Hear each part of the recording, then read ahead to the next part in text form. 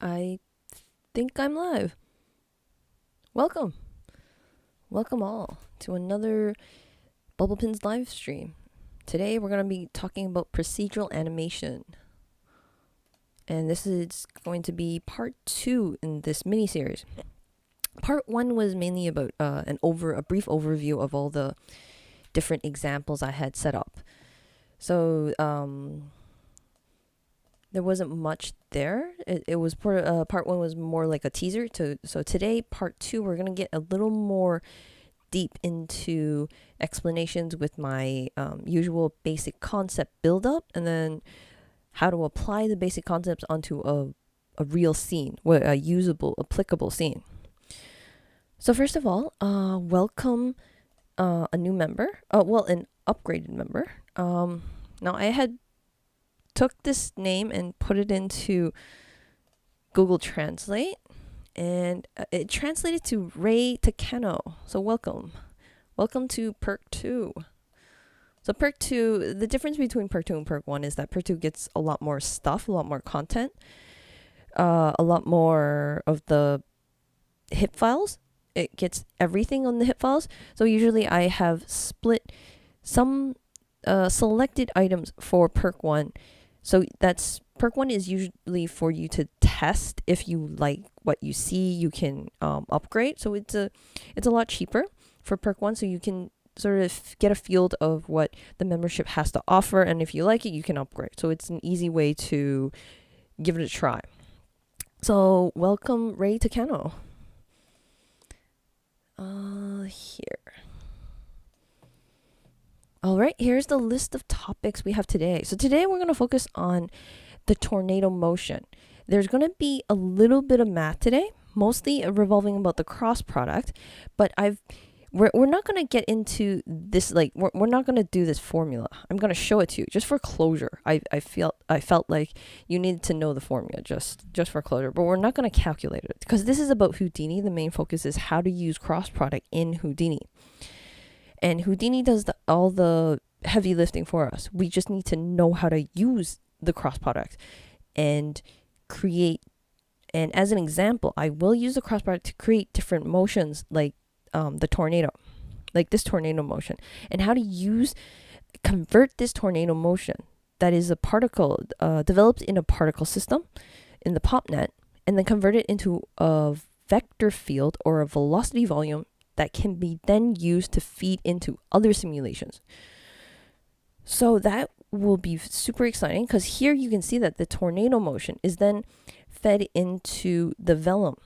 So this is like the paper Vellum simulation that I have going here. And you can see these particles. This is actually, the particles are not part of the simulation, but I've included here for visual purposes so you can see what is guiding the paper, the Vellum paper. Now I can actually turn off the paper, turn off the particles. So this is what is actually in the Vellum paper. And this is the particle system, or this is the forces that is acting on the paper, the Vellum paper. And together you can see what is going on. Now, this was in preparation. Now, some of you may have seen something similar in a previous live stream where I did part 3 of procedural modeling, the Vellum paper, where I had this windy poster, this one, where it has this windy poster scene where the wind is blowing the paper around. Now, I am going to integrate the Vellum paper tornado effect into this scene, and I think that would look pretty cool. Having not only the posters being flying around here, but also having paper flying around in a tornado fashion on the ground. I have yet to combine it yet, but I am planning to put this into this scene. Let me show you what's to come, other than the particles, other than the basic concepts. I also have, just loading it up.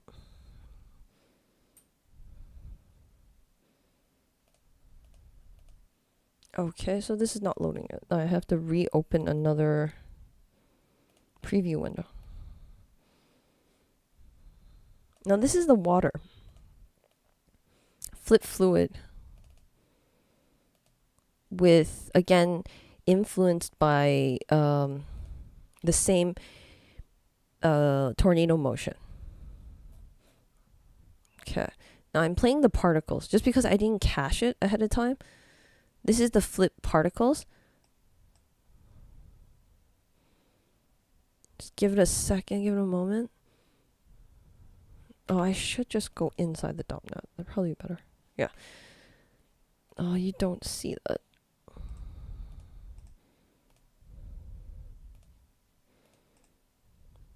Preview window.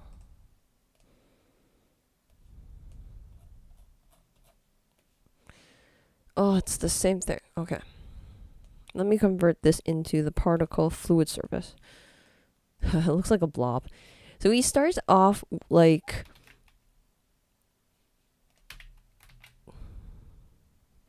the rubber toy. Okay, so he starts off like this, the rubber toy. And then because he's being pulled around in a tornado motion fashion, he's getting flatter and flatter and flatter. Because the tornado motion is expanding sideways.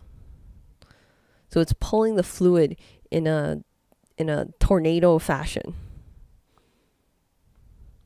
This will look a lot more awesome near the end of the simulation, but this is killing my CPU right now. Okay, so that's one of the things we're gonna explore. Let me show you something else before stuff starts crashing on my computer. So flip fluid is very CPU intensive. Yeah, one of the things was on the thumbnail of this video was the pyro.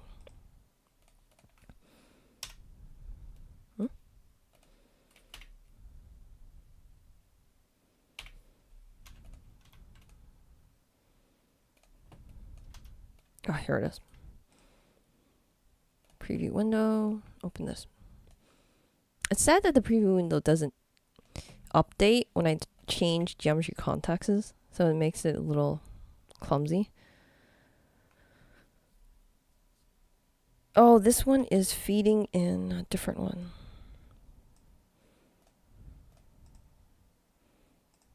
So I will talk about different ways how you can modify the simple tornado motion and modify it into something a lot more interesting or a lot different that's completely like your own.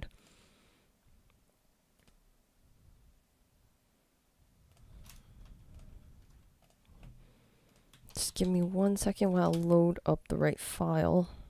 My apologies.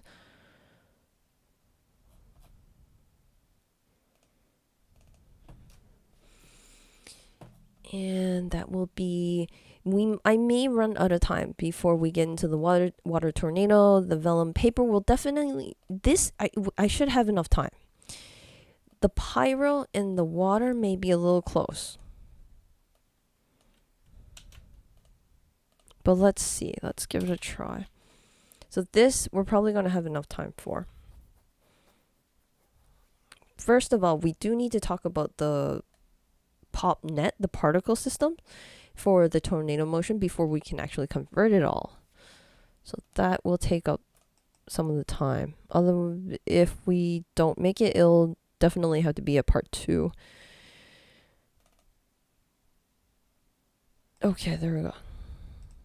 This is something I really wanted to show you because it looked really awesome. This is the tornado motion fed into a pyro. And it's being baked or rendered right out of the flipbook, which is the most awesome thing ever. Because flipbooks are really fast, and you don't need a really high spec computer to play it, to render it out using the flipbook, using the new Houdini 19 Pyro Bake volume, they call it. It used to be called Volume Visualizer, if I remember correctly, in Houdini 18. But they renamed the node and upgraded the node completely. So what you see here is a Pyro Simulation that has a tornado motion velocity volume fed into it that's guiding the pyro.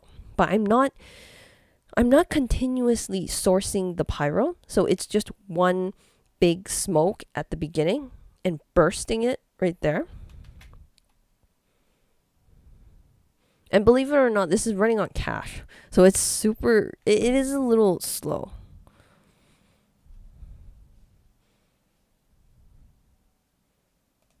Let me see if I can do a flip book.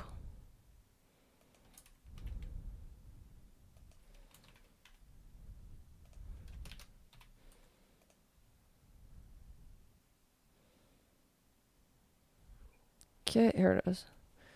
The flipbook may be a lot better. Yeah, the flipbook loads a lot faster.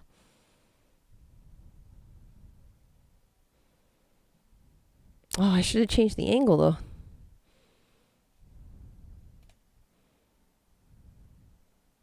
Okay, so this is a lot better. So this looked really awesome. Awesome enough for me to put it into the thumbnail. I think this screenshot was used as, oh, I can't change. Yeah, this frame was used as the thumbnail because I really liked it.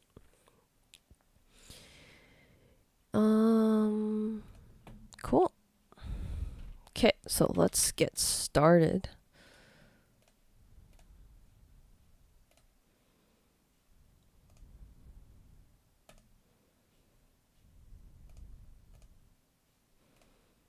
Just opening the right. Oh, okay, let's get started with the basic concepts.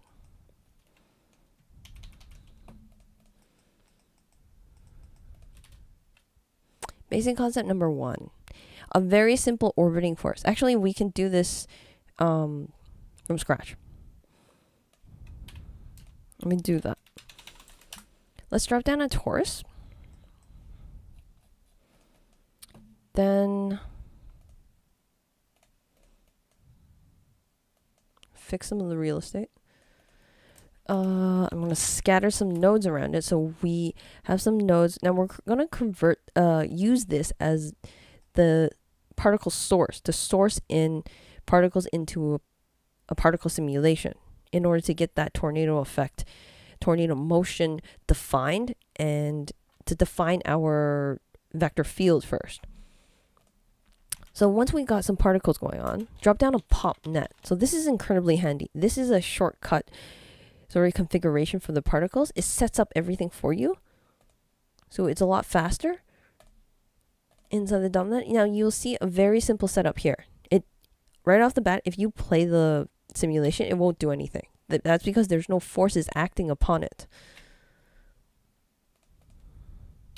So let's add some forces. Now I'm gonna get rid of this merge because I'm gonna only have one stream of particles for this example. Pull this up because we're gonna be adding a lot of forces right in here, smack here. Now, what kind of forces can you add into the particle system? If you tab and type pop, you'll see all the different type of particle forces that can be applied in the POPnet. The one that we're going to focus on is the pop force. So this is a very direct way to push the particles in a certain direction or guide it in a certain way. Let's drop it in the middle here. And let's just play it. Nothing happens. Well, first of all, I forgot to mention that the pop source here is where it's grabbing all our particle sources from this scatter node. I should label this more correctly for good practice. Out particle source. Or you can do pop source. It's probably easier that way. So the out makes it easier to find this node when you're inside the .NET context. So here, although it is use first, I should bring up this handy program. It does say here, use first context geometry. And what that means is that it's referring to this line over here. This line over here. Oh, I should put an arrow maybe.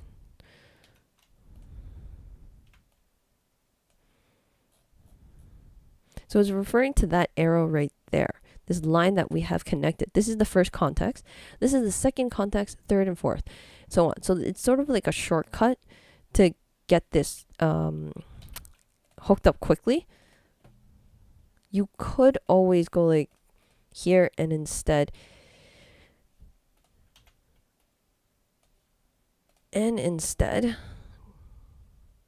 use dop objects. Dop objects is objects referred within this context, within here. Whatever you see here is your dop object. Everything you see up here, like up a level here, is the stop level. So be careful with that. You can use parameter values. Now once you use parameter values, you can see that it says SOP over here. That means that you can choose, that means that you can choose stuff up here on this context. So let's try doing it that way. Just because I labeled it nicely. This is what we see here. Our out.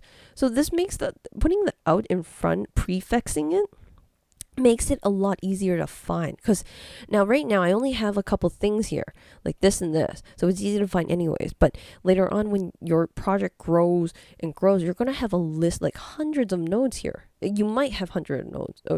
Even if you have 10 or 20 nodes, it gets a little bit hard to find. But if you always label it out, prefixing it, it makes it a lot easier, because this will be alphabetically sorted, I believe. Yeah, it should be alphabetically sorted. So it makes it easier to find stuff. And it says scatter onto surfaces, but we already have scattered it. So I'm just going to do all points, and that'll just grab everything that's coming from this, and I'll source it into this simulation, into this particle simulation. That's what that's saying. Because this is a pop source node, it will continuously source it on every single frame. So it's going to feed it in again and again and again and again every single frame. Because of that, we have a birth tab up here.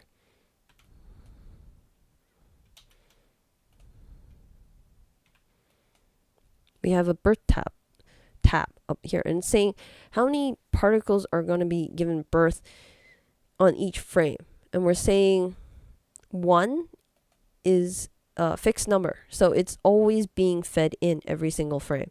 Now if you want it to, I don't know, you may want a condition here, maybe just feed in the first 10 frames, keep fueling this particle system for the first 10 frames. Then you would need something fancy like an if statement. I'm gonna open Notepad.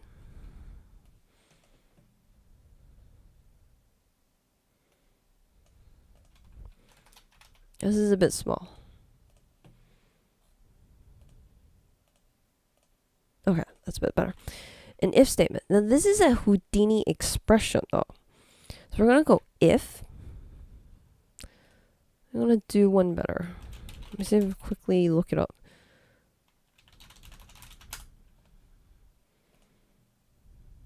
Sweet.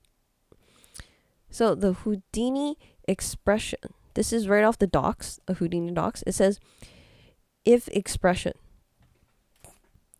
true value and then false value. So if means it's a condition.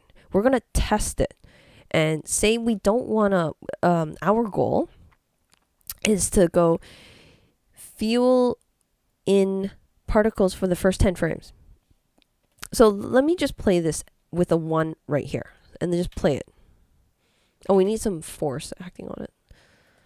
Giving 10.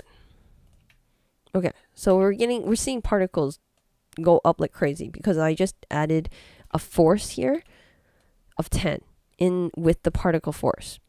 So I'm just random. I just want to show you that particles are getting fueled in every frame. So you can see, you can actually start to tell because I have a really low sub steps right now, and that means that it's a very low quality of the simulation. But because of that, we can start to see the circles. So you can see that this torus is being fed in every single frame. You can also make out where the frame is. If I go back, so this is frame 1, this is frame 1, frame 2, frame 3, 4, 5, 6, 7. So every single frame, all the particles are being pushed up a little bit because of this force here, and because I'm feeding in a new group of particles for every single frame. So as the first group of particles get pushed up, another group of particles get born. Now, what I wanted to really show you is here.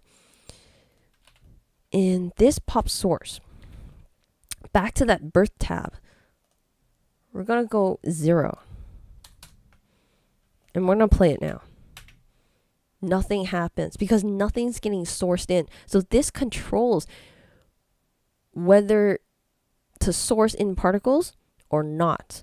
But being static for 0 for the entire simulation, or completely 1 for the entire simulation, is very boring. What you want is like maybe source in particles for the first 10 frames. We're going to say first 24 frames, so it's easier to manage. And in order to do that, we need an if statement.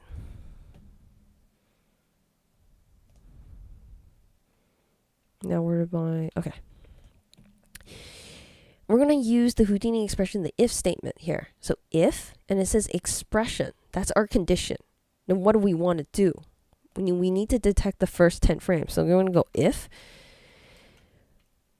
$f. Now this gives us the current frame. So as long as the current frame is less than 10. So it's going to be frames 1 to 9. But we want the first 10 frames. Sorry, I said 24, didn't I? So 24. First 24 frames. So that's going to be this stuff over here. That's going to be this, all these frames down here.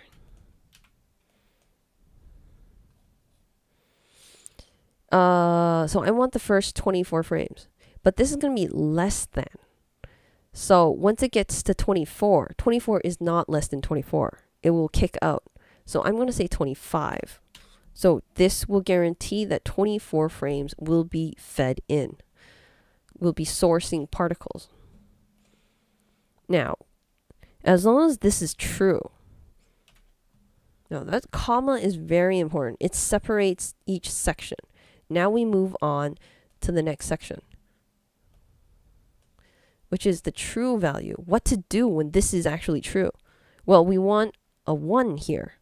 We want a 1 in this birth tab, in this impulse, because we're sourcing it. 1 means source. Here. So 1.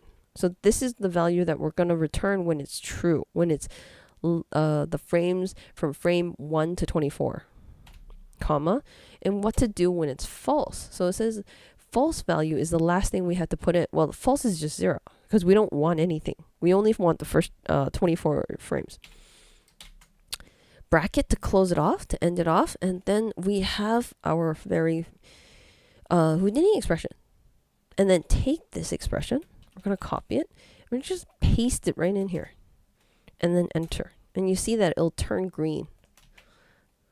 Okay, now let's test this out. Let's see. Now, press this to see the formula and press it again so we can see the value that the formula is returning. So keep your eye out on this guy. And here.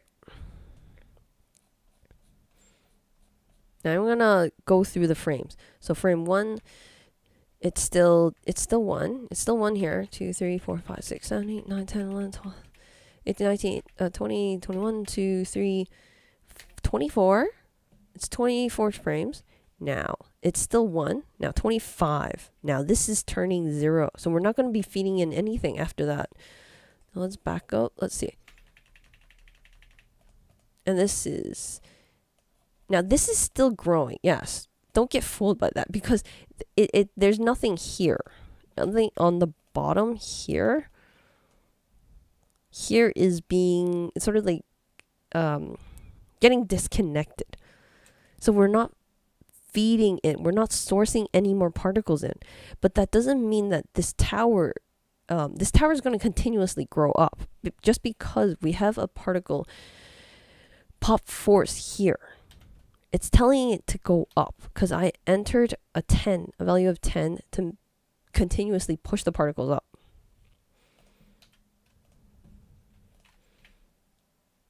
But we're not going to get any more after that. So it's only for the first 24 frames that it pumps it up, and then that's it. There's no more pumping. So let's return this to 0. Now I just wanted to get that. That's the very basic way to set up a particle system. And now we're going to get more into what I really wanted to talk about, which was the tornado motion. Now select the pop force. Here, I took out the 10, so we're not doing anything right now. I'm gonna play the simulation. Nothing happens. Good, because I took out the only force that we only had in here. I took that out. Sort of like a reset button, so we can do the tornado force instead. Now, what we're gonna use today, I'm not gonna be using the noise. Now, you can use the noise values here that Houdini has provided. But since I'm going to be focusing on the tornado motion, we're going to get a little bit into the Vex. So we're going to be using this one here. We're going to be using the Vex Expressions. So once you check this box, it'll open a new a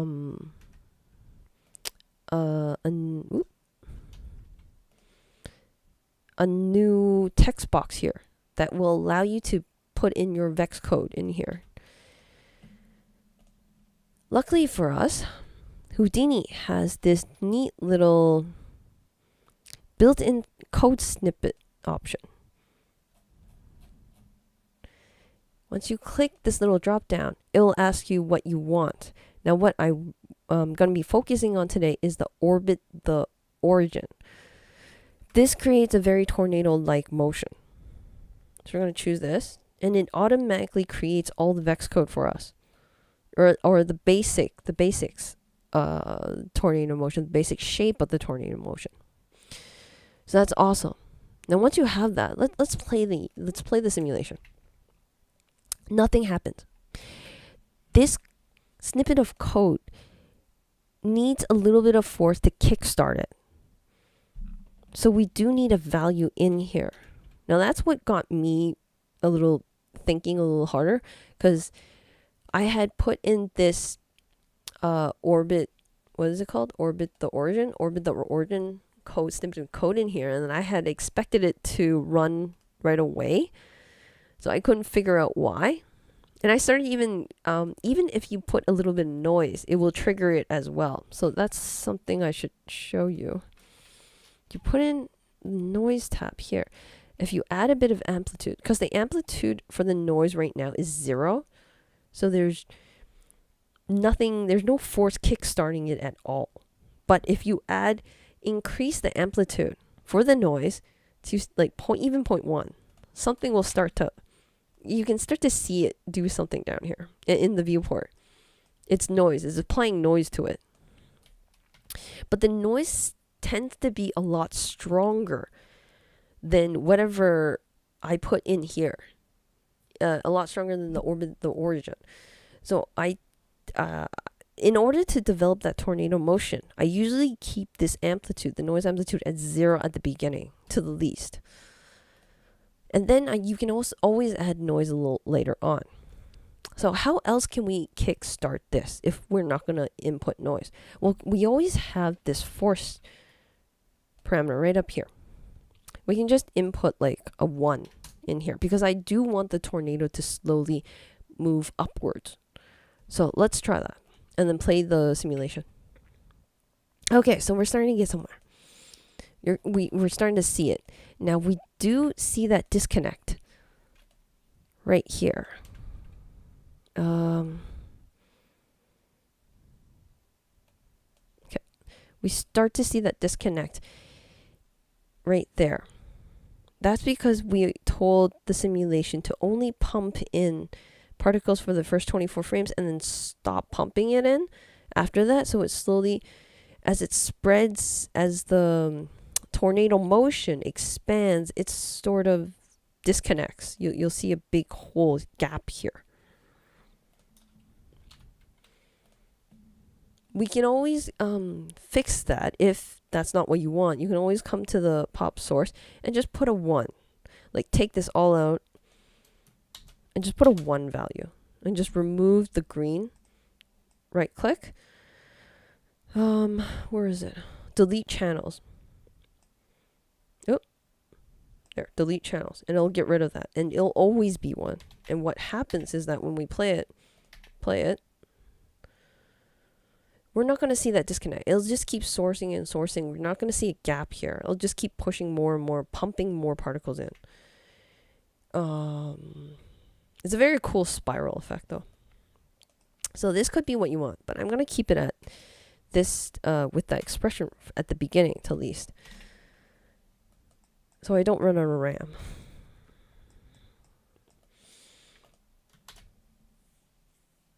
Okay, so that brings us into here. So we got a simple, we're starting to get the shape of the tornado, is what I wanted to show you in the first basic concept. Just check my list. There is something here in the pop force. Now right now it's centering,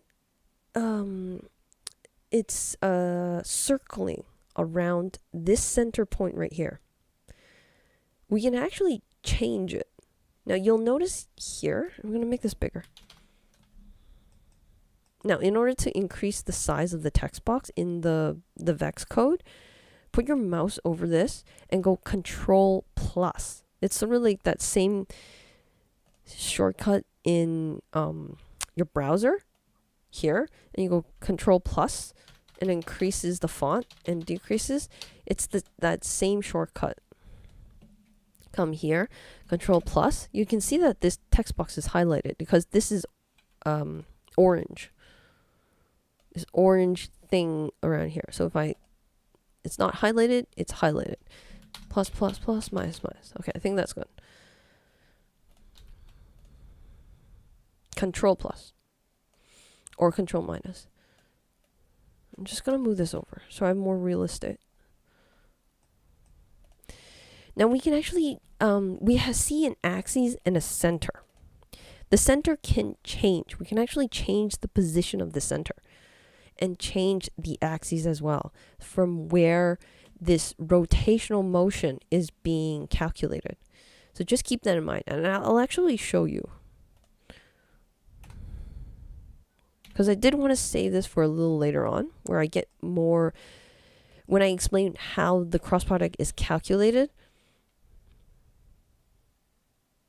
Okay, you can see that the center is moving.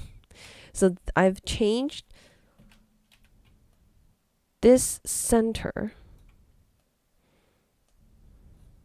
The center. I've added a 1 here. So we've moved the center from this point. Let me just play a few more frames. Let me just drag this.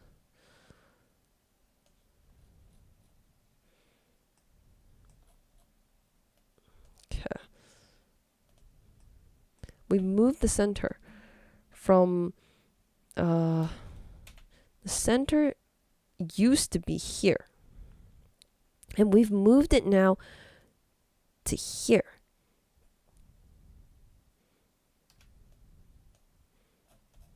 I need a smaller arrow. Okay, we've moved the center from this point over here all the way over here. So now it's twirling over like in this group. So let me actually come over. Oops.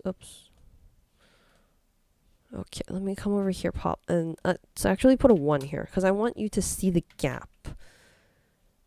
Or actually you won't see the gap. Let me see.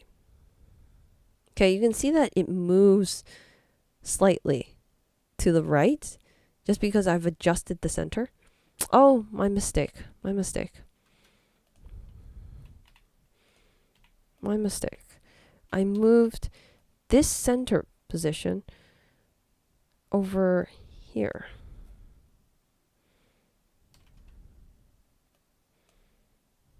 It's too small. I can't drag it.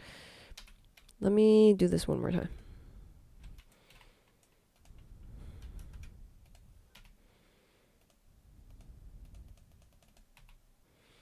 Okay, let me just do this.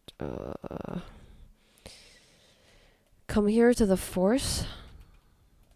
And I'm gonna, instead of doing 1 here, I'm gonna do 10. Just because it's too close and I can't I really wanted to visually show you what it's doing. Okay.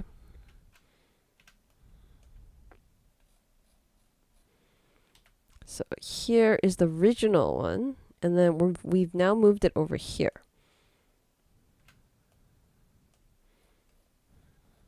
So the center position has changed, and let's play the simulation. Okay, now the circle, it's circling really, really far.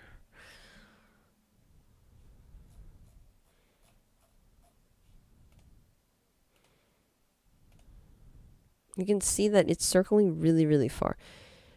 This is not.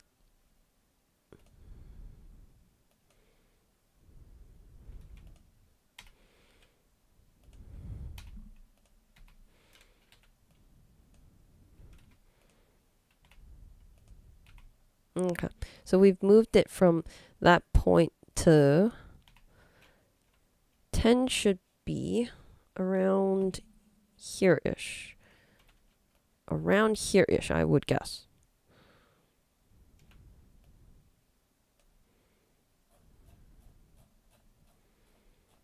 So we've moved the center from there to there, and you can see that the tornado effect is twirling around this because the center is moved, so it's no longer symmetrical on all quadrants, or it's not symmetrical on the grid anymore.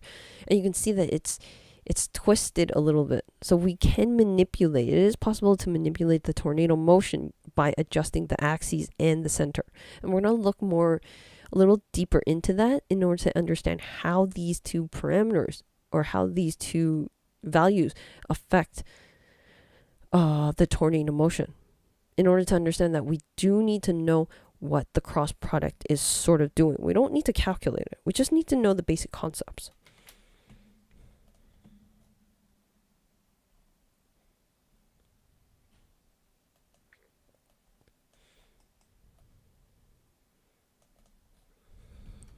Just gonna give me 1 second.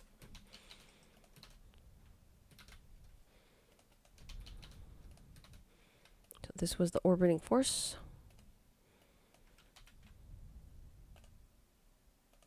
Okay. Move over.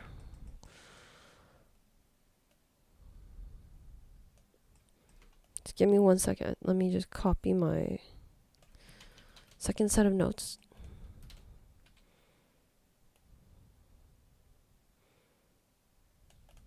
Okay, this is basic concept number 2, and we're gonna I'm gonna be explaining what the cross product is doing and how do we use the cross product in order to get our tornado motion or tornado shape. Just give me 1 second. I'm just gonna grab a drink of water.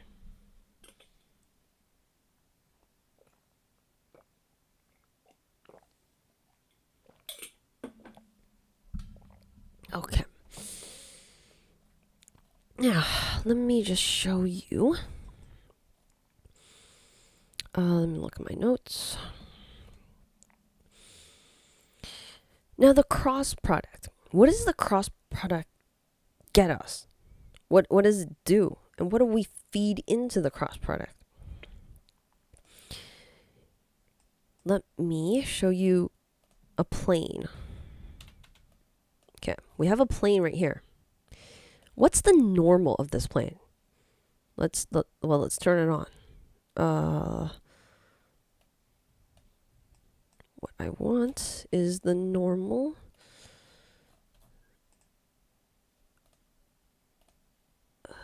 I actually wanted the normal of the plane. Those are the normals of the points.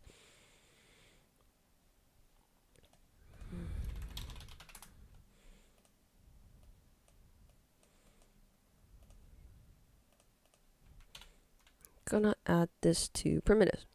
Calculate normals. Okay.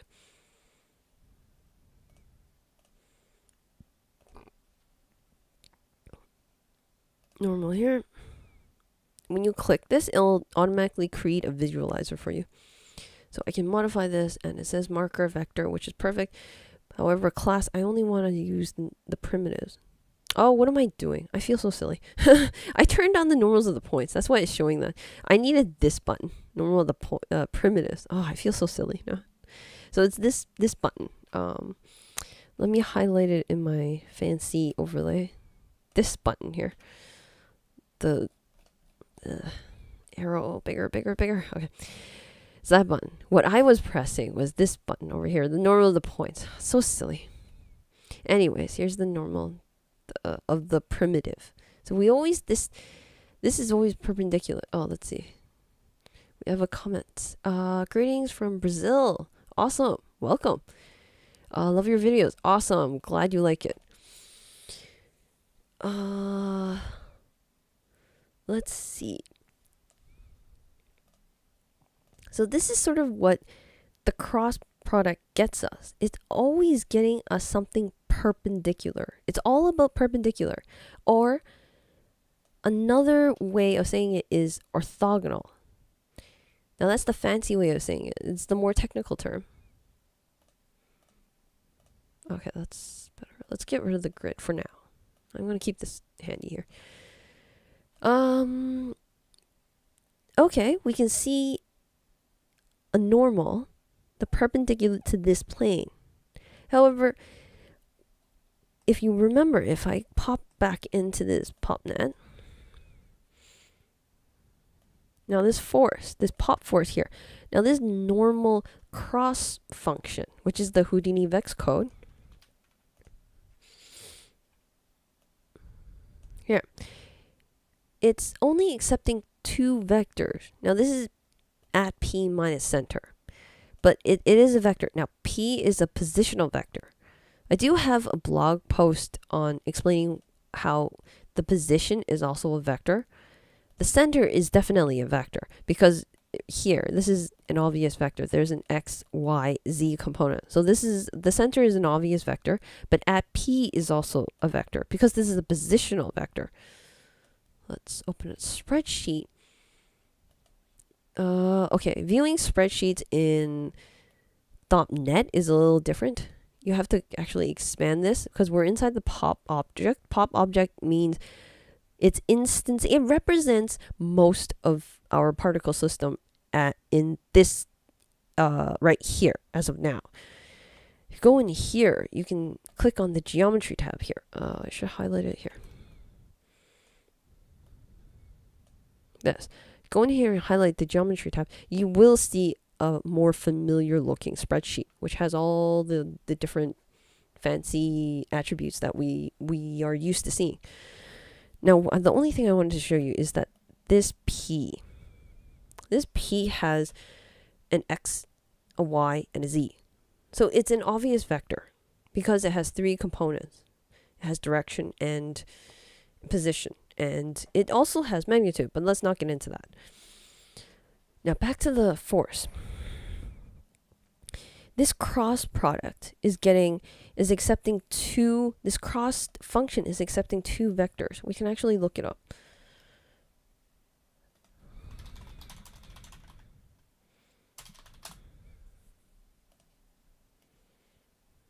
Cross here.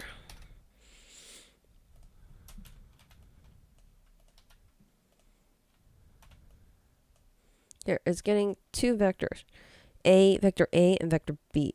And what it returns the cross product of these of A and B.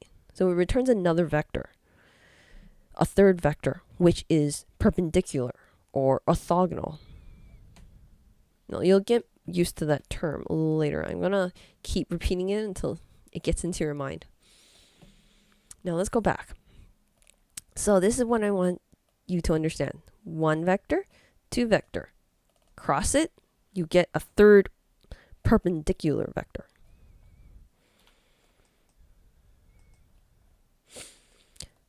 So I was showing you the plane. So what does that have to do with this plane and this normal vector? Yeah, the normal is always perpendicular, but the plane is not, like, it has 4 points. That's way too small. Okay, it has 4 points.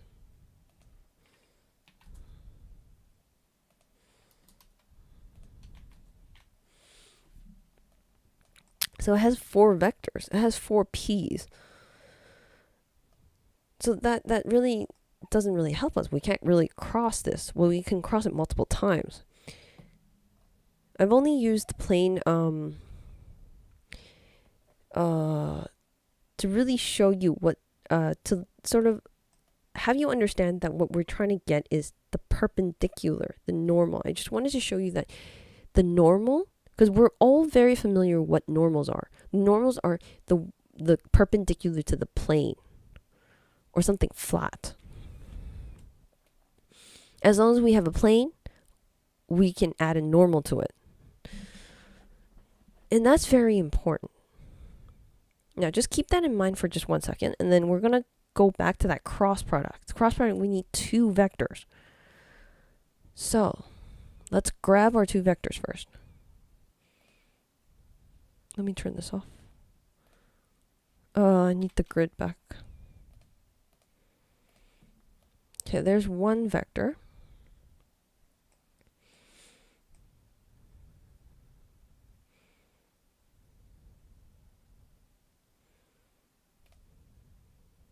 Oh, sorry, that's not the right one. This is the right one. Okay, this is what I want to show you. We have 2 vectors. There's one here. The vector here, that's 1 vector. There's our A and there's our B. So we have our A and B. That means we can find the cross product of these 2 vectors. Now, for simplicity's sake, I've used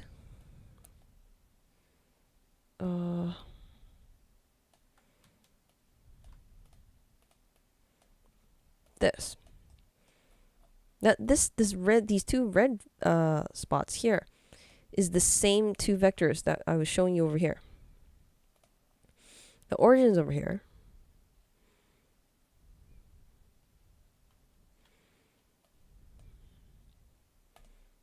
So there is, I actually just grabbed 2 points from the plane to make this a little more simple to understand. 2 vectors, the 2 red vectors, they're actually the same positional vectors on the plane. Well, the top 2. I don't really care about the bottom 2. That's one thing you need to know about vectors. If you have 2 vectors, you can create a plane. Any 2 vectors will always create a plane as long as the vector is not 0, 0, 0. Because that's not really going to get you a plane. So the 0, 0, 0 is an exclusion to the rule. As long as you have 2 vectors, you can grab a plane. We can create a plane. So I grabbed the 2 vectors on this plane. Now this vector and this vector. Because these 2 points have a position. They have a positional value. And positional values we know are vectors. So we have vector 1, vector 2. Or for a better illustration, it would be this. 1 vector, 2 vector. And I've added this yellow ball here so you know where the origin, the center of the entire world, the 0, 0, 0 origin position. Now, what happens when we, what do we know, what is the cross product of the two red vectors you see here? Now, I did say the cross product always gives us a perpendicular direction. It always gives us something perpendicular. Very similar to the normal of a primitive. And what's the normal of this plane? Well, let's go back. Press this button. So we see the normal sticking up of this plane. Okay, let's go back. What do we see over? I need to turn this off. And then we see this. So let's turn on the blue one. What was this? Okay. Now we see the blue. The blue is the cross product. The results, the cross product of the two red vectors. Now let's turn off the origin part because I don't want that. It's getting a little busy. This here, blue here. Okay. Now this blue vector line should look very familiar because I just showed you. It's the normal. Oh, where's that button? The normal. In fact, I can outline it. So that's actually lying on top of it. It's very, very light. I do apologize. I wonder if I can turn that off. Primitive, always visible. It's not showing though. I want to change the color of this. Okay, so I can't change the color of this. So it's right there. It's very faint. That red line there. So the normal of this plane and the cross product is the same. It's because the blue is the cross product of these two vectors. Now, when you feed in, okay, let's do this. What are the vectors of these two, the red vectors? What are the values of the red vectors?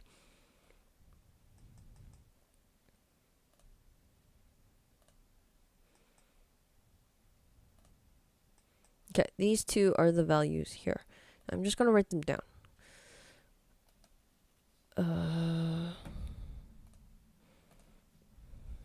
Where did that go? Okay. So we know what the value of these 2 points, this point here and this point here, because these 2 points are the red vectors that I was just showing you. And the values, positional values, are over here. I'm just gonna write that down. A, so vector A is equal to negative 0.5. It doesn't have to be exact because I'm not going to be actually doing this.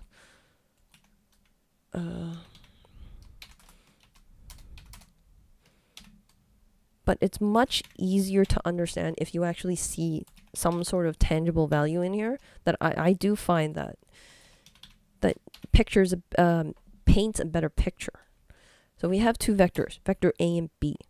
So inside our Vex code, as you've seen before, you use cross. Oh, where'd that go? So we have that cross function. This is a vector function, Vex function, cross A and B. So A, B, which equals, what does it equal? Our, well, in this case, it's actually the same as the normal vector of the normal of the primitive in this case. But let's call it something else, because it doesn't always have to be the normal. Orthogonal. That's something that's a name that we need to get used to. Okay.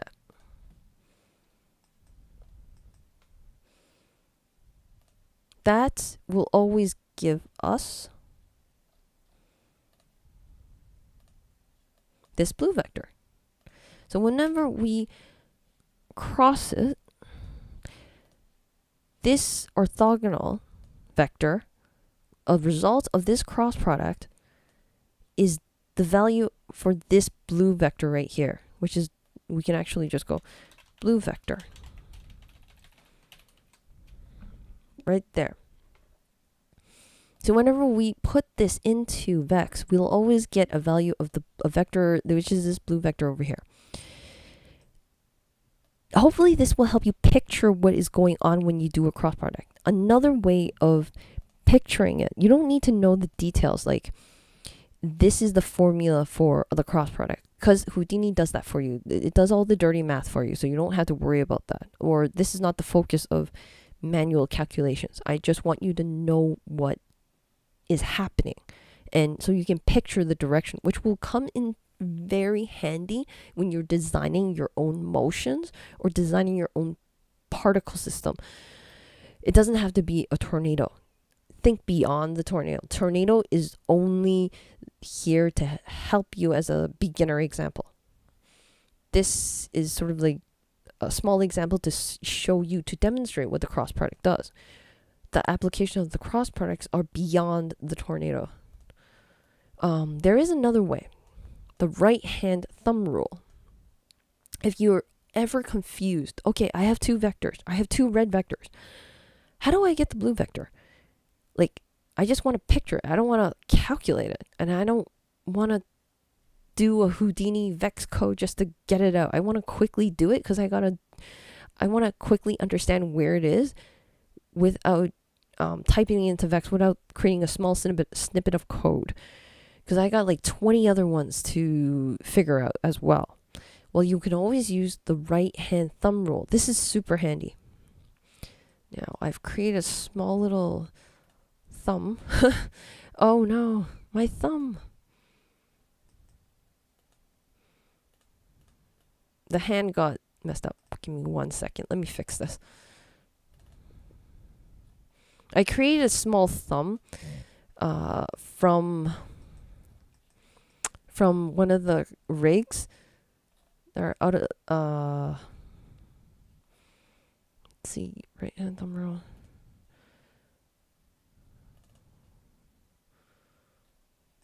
Oh, here it is. But for some reason, these primitive numbers keep changing every single time I create a new hip file. So I have to reselect this hand. Just incredibly not handy. 1 second. Okay. Okay, that should fix it. Let's go back. Let me save this. Okay, that should fix it. Okay, yeah, that fixed it. So the right hand thumb rule. So this is just a quick thing. I'll show you what it's doing first and then explain how I got this, how I create this thumb. Okay, where's my plane? I want the plane. There's the plane. Oh, but I lost the plane. What's right hand, blue, here, merge it, and it's gone. Great. Oh, because this is pointing there, and then I need the red. Okay, that's silly. Let me grab it. Here, okay, there we go. We got everything here. Now let me move this back into position. The hand.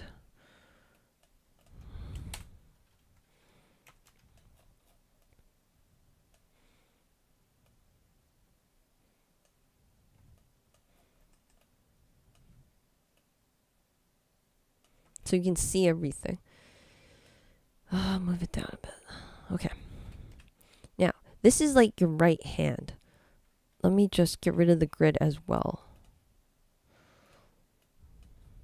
You take your right hand, for your index finger and your middle finger, point those two in the direction of the two red vectors. Those are the two vectors, that's A and B, that we're going to cross. And then wherever, and then your thumb, for your thumb, point it straight, that is perpendicular to your palm, sort of like here. So it's pointing straight up. Up in the direction of opposite to the palm. So wherever the palm, which is this, wherever this palm is facing outside, that will be the direction of the thumb. So you point the thumb upwards, that will be the direction of the cross product. So you'll always know where the direction of the cross product. Now, cross product also has a magnitude, but for today, we're only gonna focus on direction. So this will quickly calculate, or you'll quickly know where the cross product direction is facing. And that's very important when you're using the cross product to develop this tornado motion. You'll find yourself like curling up your two fingers, the two last fingers in your right hand, right in front of your monitor, trying to figure out where the motion is going. But that really, really helps when you're trying to get doing like more complex motions. Now, hopefully this will illustrate, give you a picture, give you a really nice illustration of how this is, how do you calculate it, or how do you figure out where the direction of the cross product really easily with the right hand.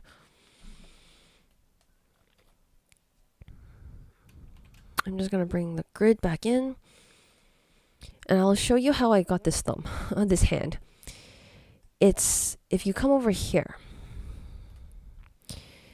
up here to characters, over here, I used the simple female over here. If you click this, you'll get something here.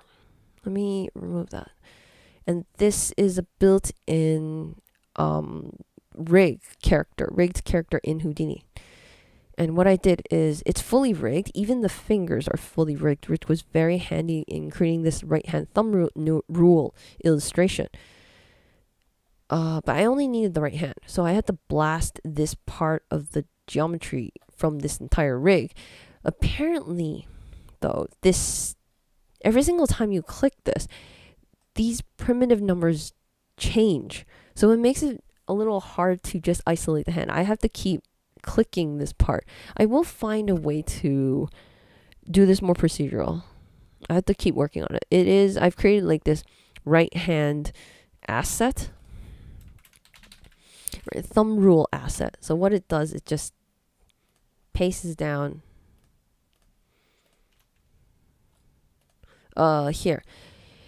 Now I cannot create the rig character with the HDA asset. So you do have to click this simple female button here in order to get this here, and then take this, and we're going to copy this, go back in and go to that HDA I've created, that right hand thumb rule, and then there's a parameter here, simple female path. I need that path.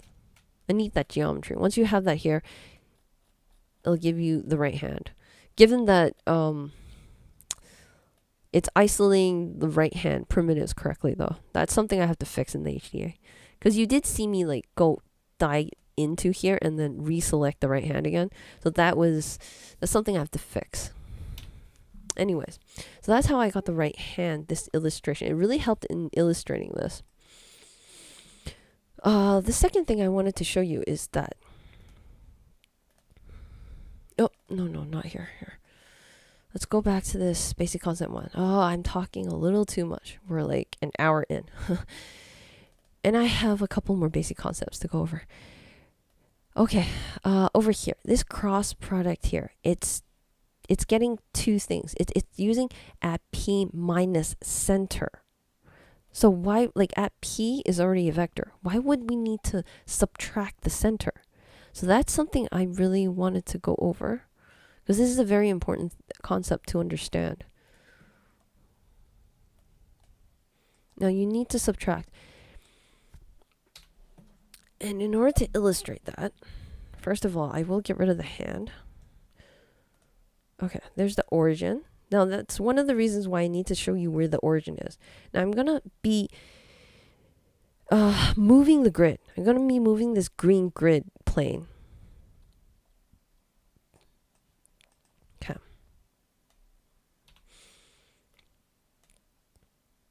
And I'm going to move it a little over to here. Let's do this. Move it over here. Now look what happens. Now the blue orthogonal, that's our perpendicular blue vector, is still the same. So it's still doing the right thing somehow. But that's only because I'm moving this plane in a very parallel way, in a way that these two red vectors is giving the same result, is giving us the same cross product result. But watch what I do, watch what happens when I move this plane back. You'll see that this blue vector is changing, not only in length. Ignore the length. I should have normalized it. Didn't think ahead, but it's actually changing in direction. More importantly, it's changing direction. Actually, that's super annoying. Let me normalize it. Cross product. Okay, let me normalize it because that's super annoying.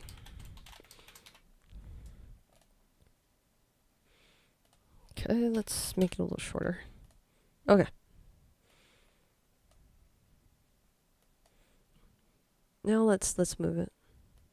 Okay, now it's not going to change in length because I normalized it. Normalizing it means that always ignore the magnitude and just grab the direction. That's what normalizing means. So when I change the position of the entire plane, the cross product changes. That's terrible because, well, we have particles here. If we're trying to use the cross product to calculate the force of these particles and get us the tornado look, well, these particles are actually moving everywhere. But I always want the same, direction that is relative to each particle. And what I mean by that is, let me actually show you, because an illustration is, a picture's worth 1,000 words. It's easier if I show you. Now here's another example. I've moved the grid, and you can see that the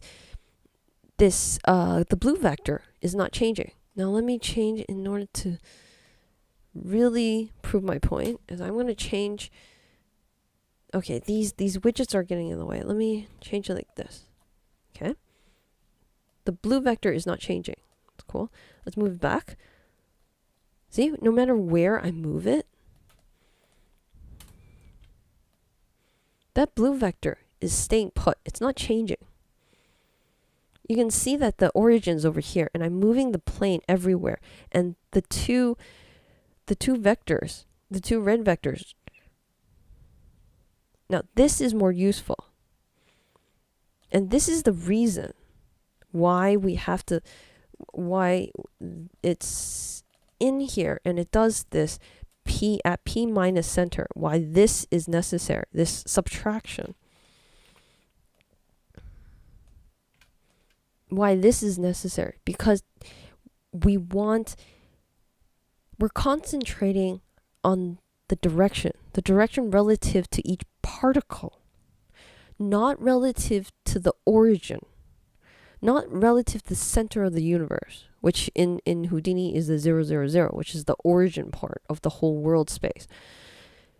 We want relative to each particle, the direction of the particle. Because in the tornado motion, it's always turning right. In this case, it's always turning right. We're turning in a circular right direction, and the cross product is always getting the right direction, the right angle direction, relative to each particle, not relative to the world, because that would bring chaos. It's like you're driving in a city, and someone gives you instructions on how to go to, I don't know, some shopping mall across the city. They go like, turn right 3 times. Now you're not going to turn right relative to the city, right? You're going to turn right when you see relative to your car, because your car is going to be turning right. 3 times or whatever. That's relative to your car. So this is sort of the same idea. So it's very important that we're not, let's take a sneak peek at this Vex code here, used to create this weird changing, this ever-changing cross products. When you change the grid, it changes the cross products. This. Let's take a look at the cross product here. Now, let me take out that normalize. I don't want to confuse you. We'll look into the normalize a little later. Now we have vector 1 and vector 2.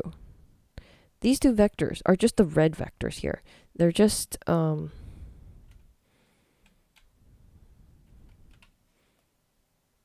this line and this line. Oh, they're all blue. That's terrible. Okay, maybe I'll just take that out. So it's the two red vectors here. That's what these two, v1 and v2. So I'm grabbing the position of these two.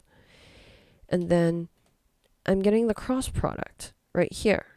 And that results in some sort of direction. And this direction is the blue vector that I'm illustrating for you in Houdini. That results in that. Remember, in the other orbiting force example I showed you at P minus center. Now, we don't have that. So it's not relative to anything. It's relative to the world right now. So that's why it results in this. Because this position vector, v1 and v2, which is the A and B, which is these red vectors over here, it's grabbing the position value. It's using exactly the position value. But what we really want is the A and B of the plane. Because say this is the plane, the center of the plane is our particle inside the POPnet. And we're grabbing the two vectors of it. We want the orthogonal value, which is something like this. Oops. Which is this, the orthogonal value of that, of here, instead of the exact p value. The exact p value is getting us something that's not relative to the particle. It's coming from the origin right here. It's stemming from the origin. You can see right here that this red is right stemming from the origin. It's coming from the yellow ball here, which is the origin, middle of the universe. Now let's take a look at the other one that I showed you.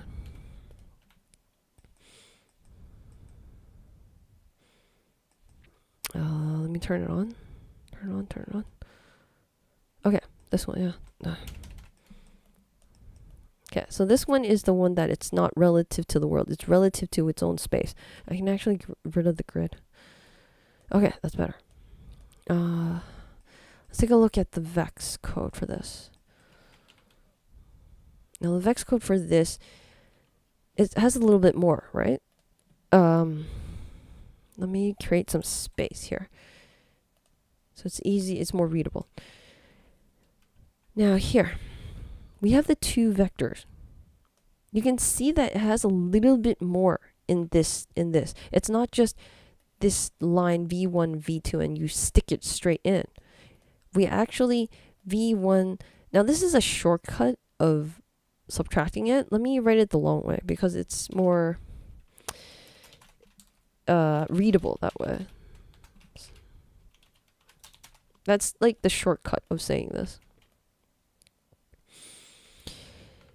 Now v1, now after we grab the position of v1, so that's these two red vectors, one of the two red vectors, we're subtracting the center.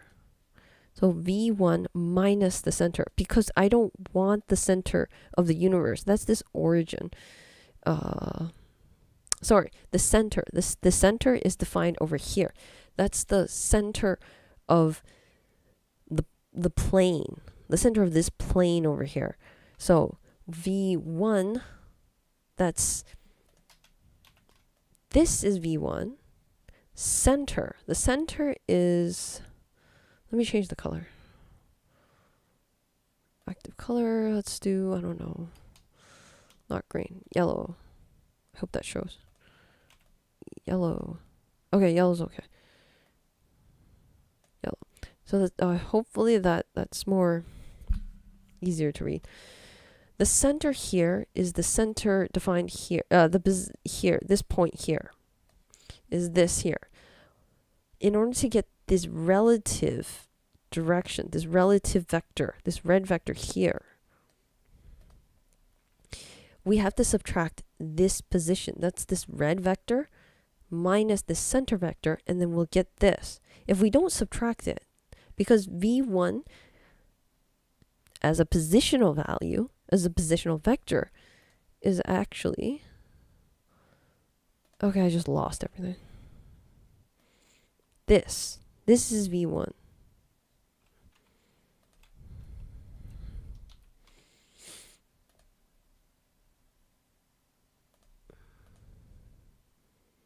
So this is v1. When you subtract it, v1 minus center, this is this. Because we're actually getting a relative. So hopefully that makes sense. And you have to do that for both vectors, for the both red vectors. And then you can successfully find the relative orthogonal right hand or perpendicular direction. And that's what I have illustrated as a blue here. Oops. I can show you what it looks like with the right hand rule as well.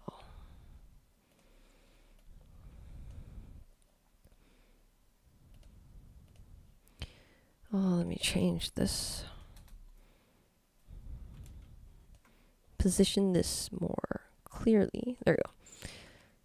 So you can see that once you have, this is the right hand rule. Based on the right hand rule, you can find out the perpendicular vector over the direction of this.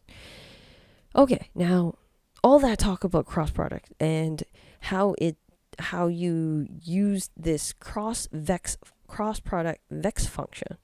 Now all that talk. How is this creating that tornado effect? I think that's what I'm trying to get at for all that. That brings us to the next concept.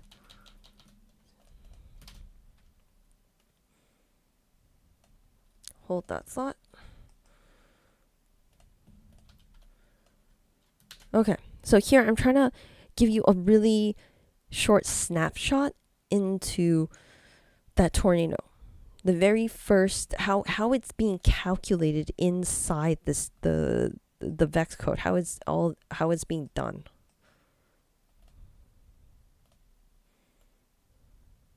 Okay, hopefully that's not out of, hopefully that's in the right direction. Where are my lines?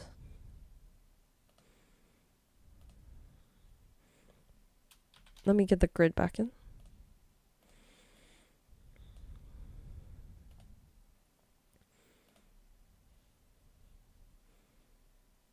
Right hand rule here, cross product. I want to show you the red vectors. Blast one here. Oh, it's because I'm on the wrong frame. That's why. That is why. Okay, there we go. That's much better. Let me move this down a bit though. Where is my right hand? Transform. Okay, here. I'm just gonna move this down a bit.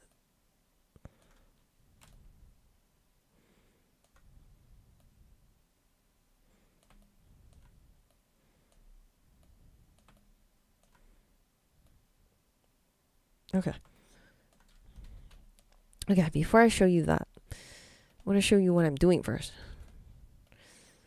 So, let's go over here. First, I have this dot in the middle, in the center. It's in the center. Sorry, not in the center. The center is here. Let me just here. That's the center. And this is our axis. This tube here is our axis. And then the center is actually inside in that little ball in there. But the axis is overlapping it, so you don't see it. Now the first point I want to show you is right here. So say our particle starts over here. Our very first particle that's being born starts right here.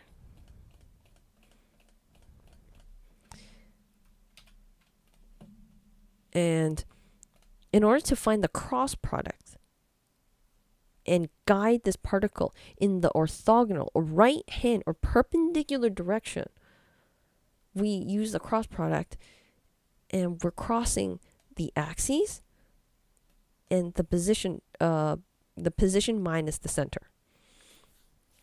But let's just go with that right now. Let's just go with these two vectors right now and find the cross product. So I'm doing that one step at a time in order to sort of show you how the tornado motion is formed. So the next step is calculating that. So this is the next particle that gets formed. That's the perpendicular direction there. And then I'm going to do the cross product again on this second, the new spot, the updated position here. And I'm going to do it again. And this is the new updated spot. Okay, let's do it one more time. Oops. Okay. You can start to see, hopefully you can start to see what's happening. It's moving in a circular direction. This is what happens when we constantly calculate the cross product over and over and over on the same particle.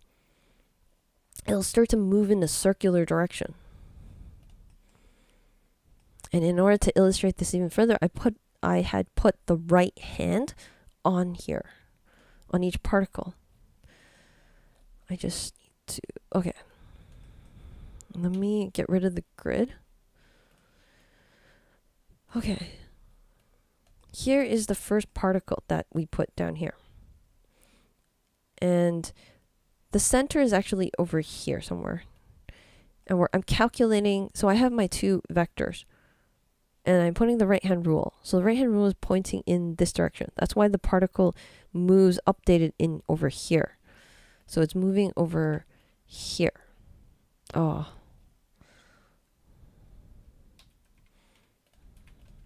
So it's moving in this direction. Okay, that's cool. Now, when we do the cross product one more time, it goes over here. So we're going to have this cross product of this. It moves the particle in this new direction over there. And we do it again. And then it moves in that direction, finally, in this example. So you can start to see it's moving in a circular direction. If you keep calculating the cross product over and over and over and over, and that's what is happening in the orbital force. I keep going back to this orbital force because that's what's happening here. It's moving, well, it's going in the right hand direction. It's going this clockwise. My example was going counterclockwise. I am sorry for that. That's something I didn't notice. But hopefully you can still see the point is that it's moving in a circular direction. And that forms the basics of the tornado motion. Now here I did the same thing again, but in a for loop. So it's a lot easier it's a more procedural way of controlling this. Because I can just, you can see here that I've done the cross product once, twice, three, and this is manually putting nodes down, one node at a time. Here I'm not putting, there's only one Vex code here that does the cross product, and it's inside a for loop. So this is a way more proceduralizing the basic concept example. And then I can increase the number. Let me actually go out because it's going to spread really quickly. Now, as I increase the number of iterations in the for loop, this circle grows.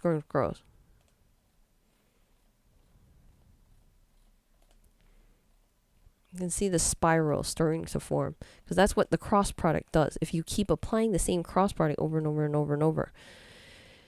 And hopefully this will illustrate to you what it's looking a little weird. Let's see. There we go. Because I've changed the axes as well. I should reset everything. The axis is this axis is not pointing straight up. It's something I really wanted to show you. Let me change the axis so it's straight up. Okay. Sorry, the center is not straight. Center is here. Okay. Then you get something more symmetrical.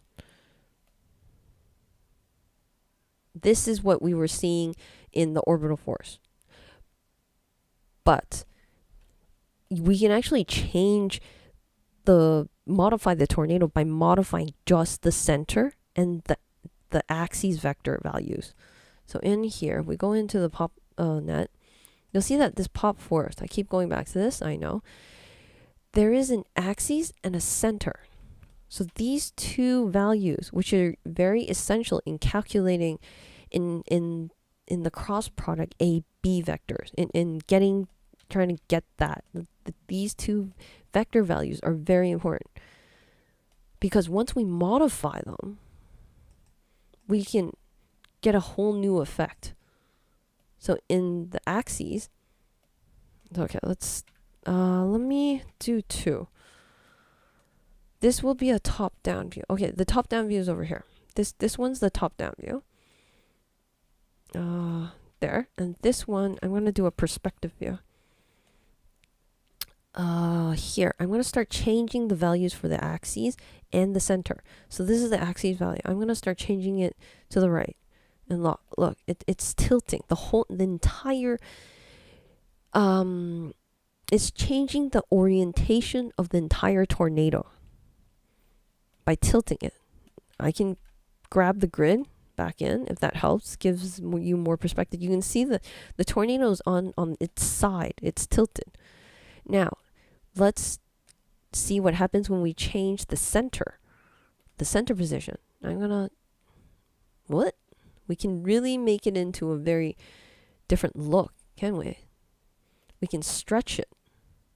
Watch what happens when I stretch it on the Z. It's unwinding, or it's stretching on its side. And we stretch it this. So we can really change the look of the tornado just by changing the axes, the values of the axes in the center. That's what I was trying to illustrate in these two basic concepts. Number 3. Now I did have a very last basic concept. I know everyone's super tired. I know I am, at least. And I'm still not there yet. But after you understand these basic concepts, you understand how the tornado is being formed. Oh, it's not aligning. I'm so obsessed with aligning these things. When you get almost there, you see there, that aligns perfectly straight. I'm so obsessed with that. I don't know why. Okay. I'm reminding myself to look in the front view. Okay. Now that was the last example. Let's see the new example. Now, this is the same tornado force. Let's go in. The pop force. Okay. Pop force. Now I've added a pop drag. That's something I should go over to. Sorry. Let's go back to basic concept 1 first. Let's go back to that. Let's go in. And I did say that. Now let's just play it just to remind us what this is doing. Okay, you can see the tornado effect, but it's not moving upward, right? It's just spreading sideways. And it's going too fast, honestly. This is frame 117. Now, this is 24 frames per second. So this is literally just 1, 2, 3, 4, 5 seconds. 5 seconds and spread into like it's going too fast is what I'm trying to say. I want to slow it down. And in particles, in order to slow it down naturally, you can always use the pop drag. This is very handy in slowing it down with friction, sort of. That's how I think of it. It's actually air resistance. I don't know how they calculate it, but it's slowing it down. So let's play it now. So we were at 119, right? This is where it was around, almost. This is the same amount that the frame that we were at before, and it's definitely a lot slower because when we were at this frame,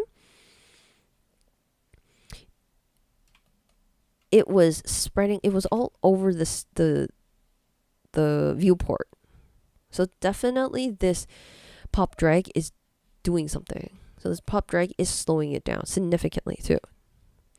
Now, not only do I want to slow it down because it's rather flat, as you can see, I want to push it upwards. So pop drag can actually slow it down towards a new direction. So that's super handy. I'm going to use this to push it up. Give me 1 second. I'm just going to look at what value I used. Okay, 1. So I'm going to push it up while slowing it down. Here. I'll put 1. And let's reset the simulation. Okay, it's going upwards. Awesome. And we're finally getting more of that tornado motion. Now let's take a closer look. Now this is way too many particles. Let's do 10. Because I want to show you the direction. I'm simplifying the tornado in order to show you the direction that it's going. Now let's take a look at the velocity directions. Let's go up. Pop import. Or dop import, sorry. Dop import. I think this will do. I want to show you the velocity visualizer. Okay, there we go. There's the velocities. So you can see where the yellow markers are pointing. Let's get a closer look. It's pointing upwards while in the right hand orthogonal direction. That's where the cross product comes in. That explains the spinning effect. Now let me actually increase the pop drag. Let's increase it by 5.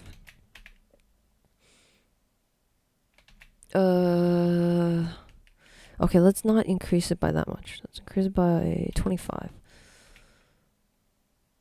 Okay, because I want you to see the sideways motion. You can start to see, now it's really pointing in the direction that it's going. You can see that.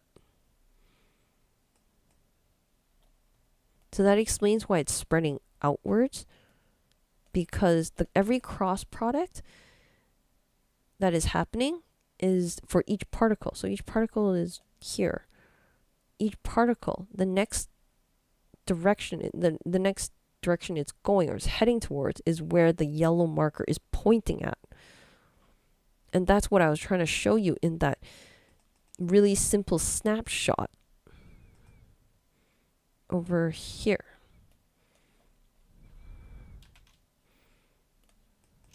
This snapshot. Actually, this one's better. The snapshot view is that it's going towards this way. This is a very simple snapshot view of it.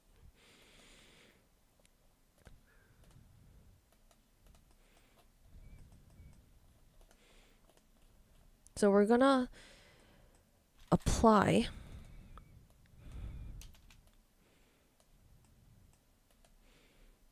the pop force, pop drag, to push it upwards, and there's resistance. That's why I added the pop drag. In this new basic concept 4, I taken that same orbital force. So it's the same, exact same POPnet, except I'm adding a little bit of my own special sauce into the pop force, which is the tornado motion.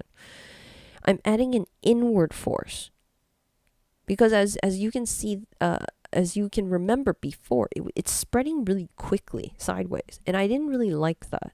I wanted to modify it so that it would keep it from spreading so fast, pulling it inward, not only dragging it. It was not only, I not only added a drag to slow it down, I also added another force to point inwards in order to keep it in a straight line as much as possible.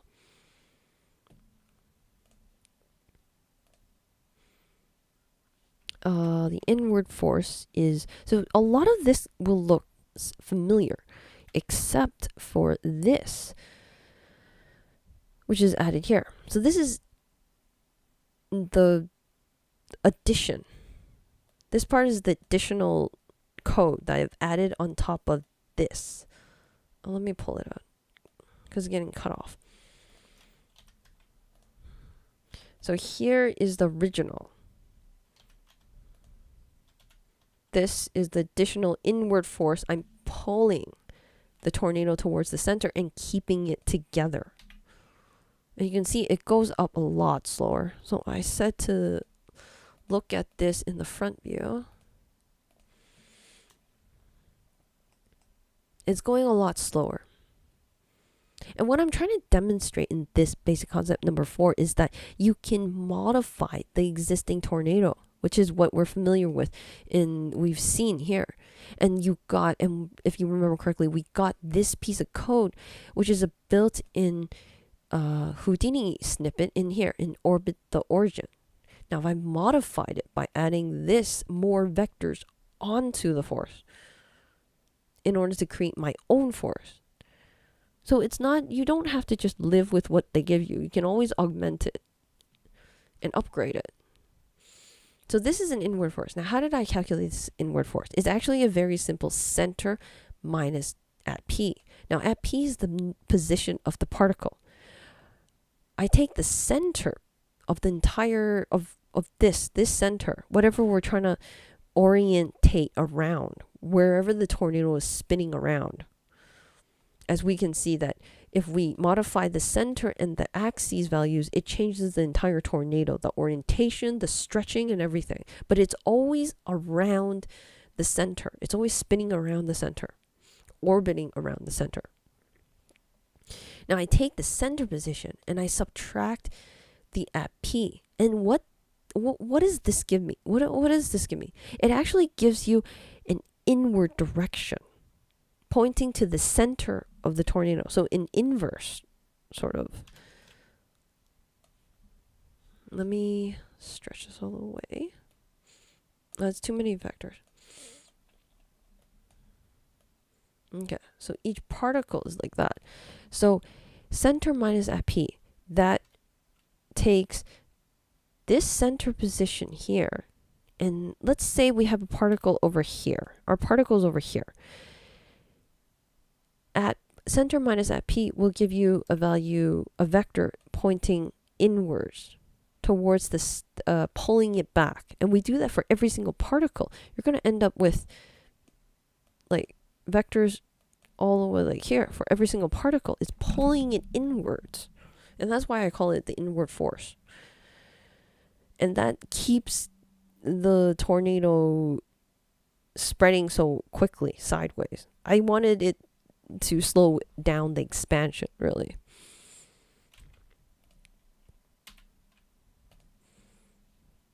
And hopefully this gives you an idea on how you can, different ways. And this is just one way of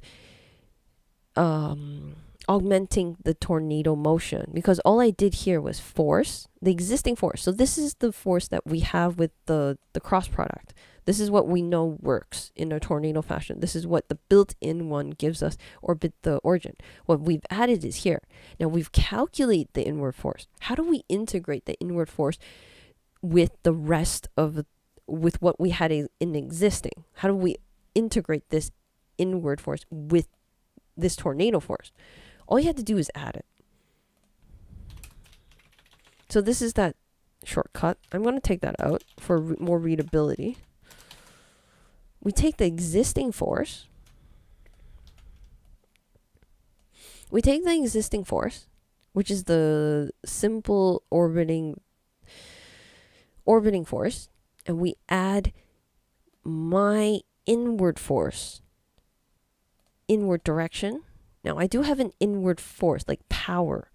And what this does is just control it, give it a stronger force or another parameter to control the strength of the inward force. So we're adding it. As long as you add the inward direction, it will pull it in the right direction. But how much do you want to pull it? Then you need another parameter to control the strength.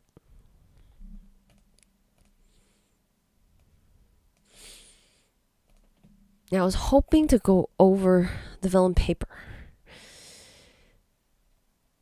I hate to go over all the concepts and not show you what the vellum paper is, but we're catching almost 2 hours. Let me see if I can... okay, let's go over the vellum paper. Let's do it, because it's not too hard. I will skip the tornado particle simulation, because I highly modified the existing particle simulation to get something completely different. And I want to show you.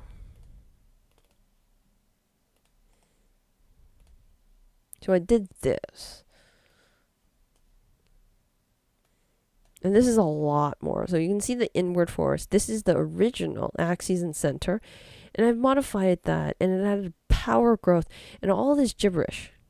You can highly modify the existing tornado. And you can get something like... I want to show you what this gives us.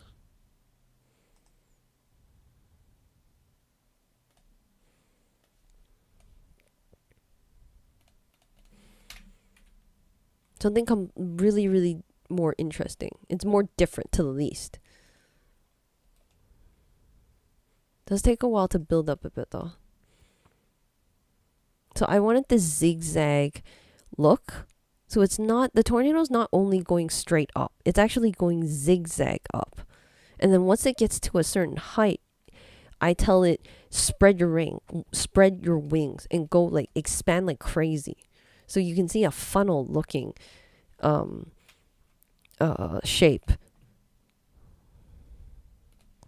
You can see a funnel sort of thing up here. And you can see a zigzag here.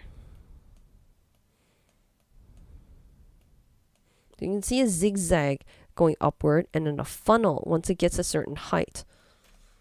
So you can highly modify the tornado to create something completely your own, to sort of throw in your own special sauce.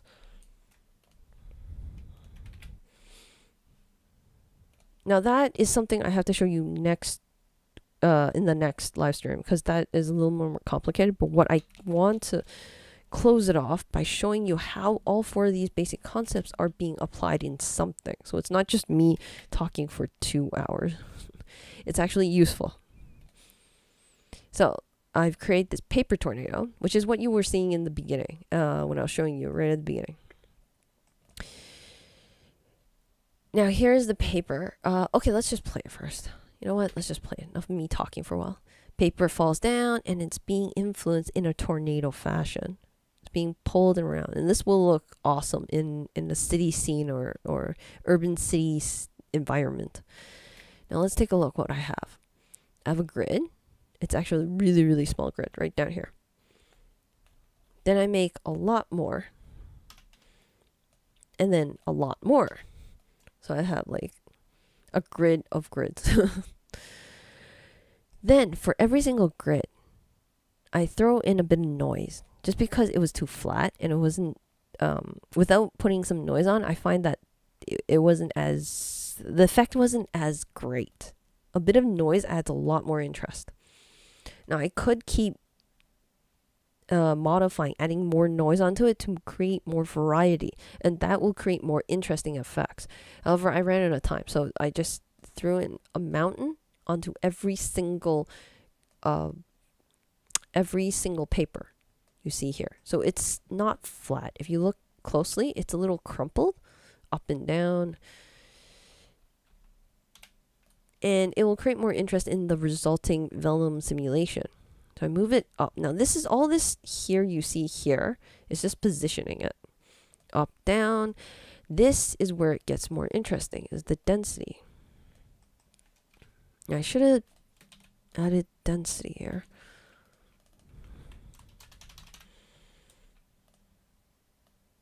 Okay, density, which is all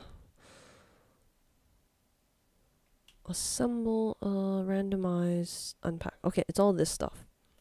This is all density. So I added an attribute randomize. And what this does, it creates oh,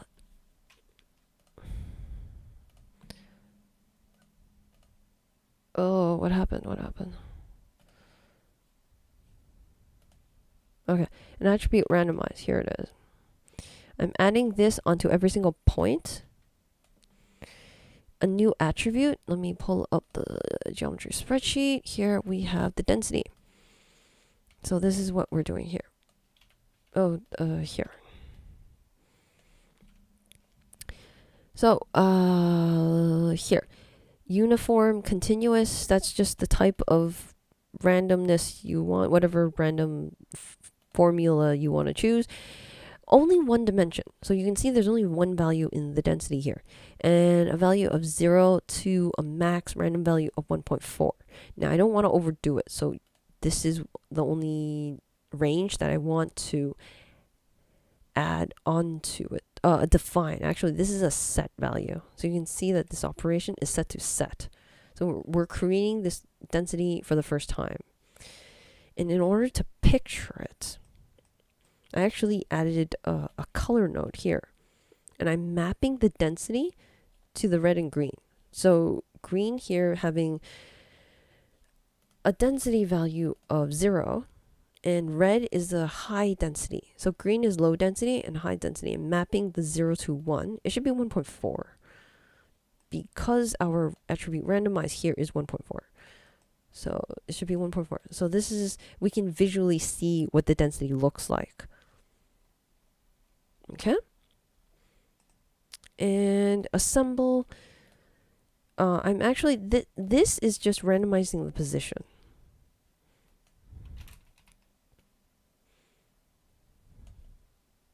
Here. So this assemble, move it down. Okay, I need to clean this up. So this hip file will be cleaned up and be available to all the memberships. I'm missing some labels though. Randomize position.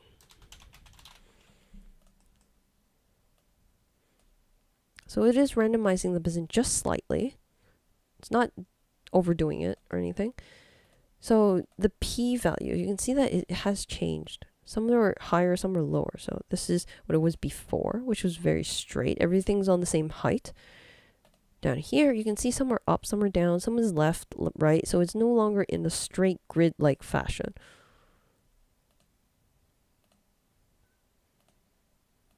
Okay, hopefully you get the idea. Just randomizing the position. Now, comes the fun part, is that turning all these little papers into a vellum cloth.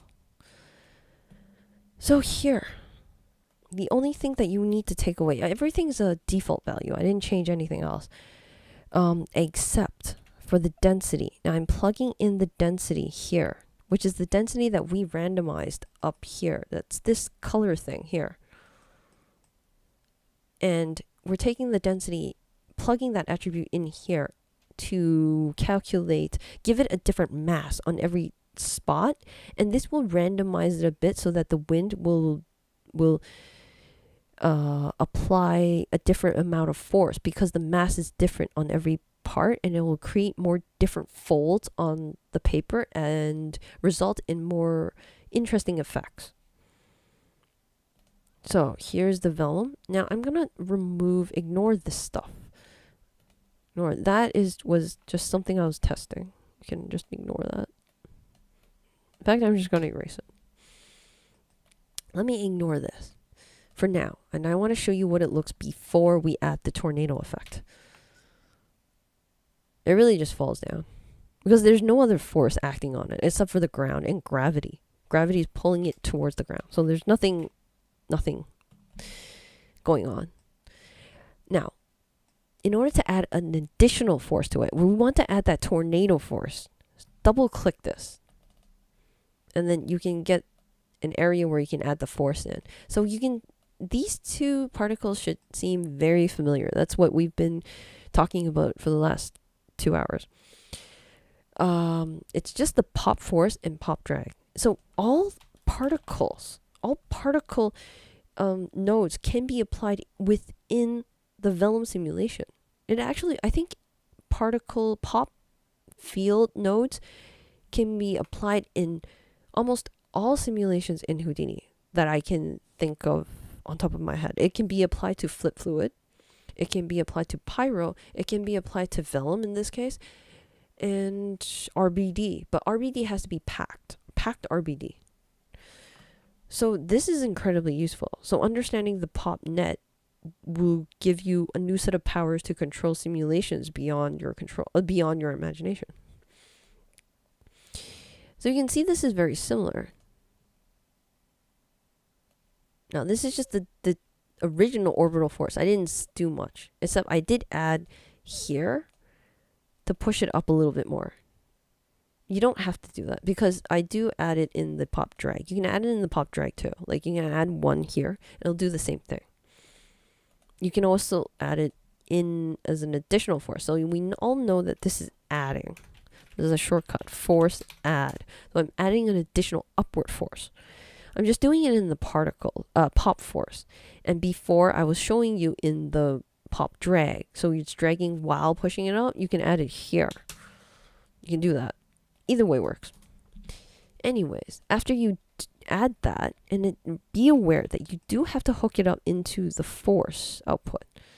So how do you get into here? This is like the Vellum.net. Now this is Vellum on SOPs, the Vellum solver on SOPs. So this is something kind of new in Houdini 17 or 18. I can't remember. They have been, sidefx have been putting some of the .net stuff, like that's the .net. So this is the old-fashioned way of creating simulations inside a .net.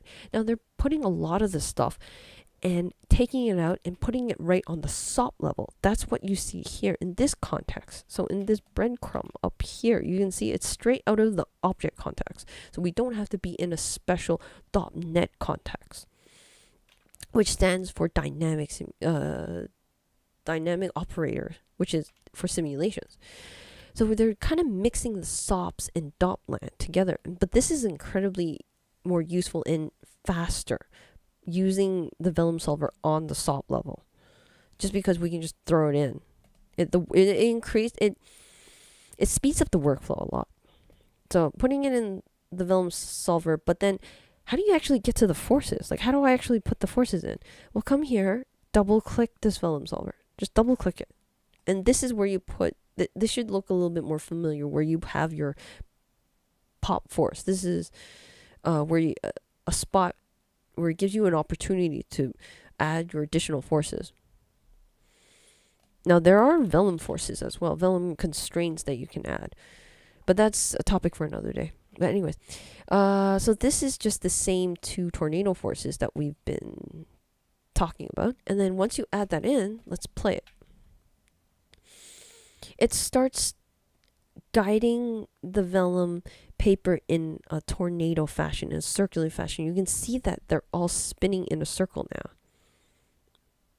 And in order to illustrate this a bit more, I have cashed it out with the particles, with the spinning particles that we saw before. 1 second, but I think I have to add something here.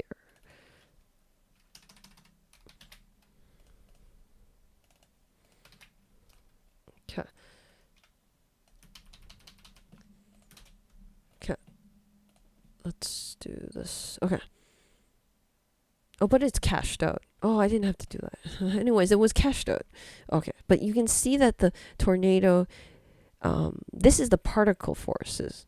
And this is the Vellum forces of Vellum paper with tornado motion. Okay, this was an extremely long live stream. I hope you all. Oh, sorry, Kenny. Chammy. Sorry. Cammy. I think it's Cammy 11 D. Sorry, I didn't see that. Yeah, this was another extremely long live stream. Give yourself a pat on the back if you saw the whole thing. You don't have to. You can always watch the replay. Don't worry. No pressure. But if you did watch the whole thing straight through, give yourself a pat on the back. I don't know about you, but I'm super tired. So let's end it off. If you have any questions, always leave a message. I will finish. Now, I did plan a lot more of this again. There is the tornado custom tornado motion. That's that spinning in a zigzag direction that I showed you just a while ago. That will be covered in part 3, the next one. So hopefully in the next one, I will have time to cover the pyro and the water tornado as well. Hopefully. And that is not even, that's only the tip of the iceberg. I also came up with a lot more stuff. There's also the sine wave functions, and that creates a lot more different procedural animations. That I tie in the sine wave with character animation, which is I've found very, very exciting for me. Let me show you. I do like showing off because I spent a lot of time on it. So I do like showing people what I have done. In the previous live stream, I go over all the different examples, but over the time in between, I do add more additional examples on top of it. So this is the zigzag one. This one we're going to go over next time. And we're going to feed the zigzag into this Pyro Simulation. So this zigzag is actually guiding the smoke in this one. And I also want to go over the sine wave. So that's to come next one, hopefully. And this is actually guiding this jump. You can see that he's jumping in a sine wave, modified sine wave. One, the sine wave is growing. And the second thing is that the sine wave is bouncing, not negating the negatives. So he's not going downward, because a real sine wave goes up and down. This one is only going up. He is jumping like a frog. So that's something I do fix. I explore on how to fix. So I had a pause down here for every single time the sine wave hits the bottom. But the pause also made it slide, as you can see here. I don't want him to jump, slide, jump, slide. So making a pause and stay in the same spot was actually very tricky, but was possible. Oh, I don't show you here. Oh, here. This, I also made an overshoot. The pausing, I don't think I show you here. It's not showing in here. This is me exploring ragdolls. So combining this sine wave motion with ragdolls to create secondary motion. So this is secondary motion, him jumping down, to create a more realistic jump. So it's not just, this is very robotic, you see here. Up, down, up, down. Here, there's a bit of feedback. He jiggles around, which is more of a little more natural jump. This is combining the sine waves to create an overshoot. So because when you land on the ground, you don't just land on the ground. Because of the impact, you actually press down on the ground a little bit more. So you overshoot on the ground. And I'm trying to create that little overshoot. I don't know if you can tell. There's this little lump here. So that's actually a different sine wave. So it's adding two sine waves together to create an overshoot. And the next one. Hopefully I can talk about pyro impact points. We'll see. We'll see how much time we have and how receptive everyone is of this topic. Not everyone shares the same interests as that I have. I found this very, very interesting. I see you're on the southern hemisphere. What? Outbreak, the multiplayer storm chasing expert. I'm in Toronto. I'm in Canada. I'm not sure what you mean. I'm sorry. I'm so out of the zone. I go brain dead after an hour and a half, and we've made it to 2 hours in. So, okay, I'm just gonna end it off.